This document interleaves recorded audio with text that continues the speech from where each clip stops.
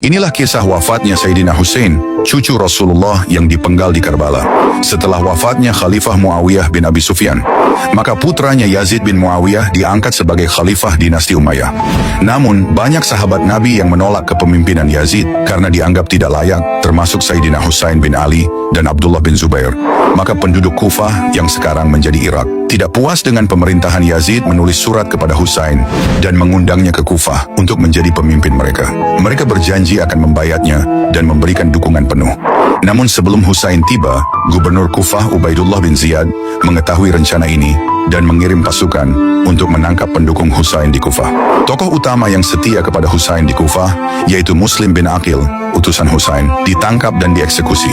Meski telah diperingatkan, Sayyidina Husain tetap berangkat dari Makkah ke Kufah bersama sekitar 72 orang, termasuk keluarga dan sahabat setianya.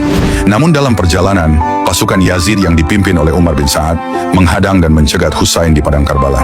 Saat itu, pasukan Yazid yang berjumlah lebih dari 4.000 tentara mengepung Husain dan para pengikutnya.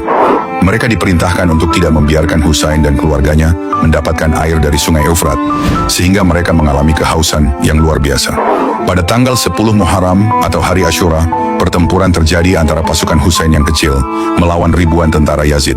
Satu persatu sahabat Husain pun gugur dalam pertempuran itu. Maka saat itu, hanya Husainlah yang tetap bertahan seorang diri.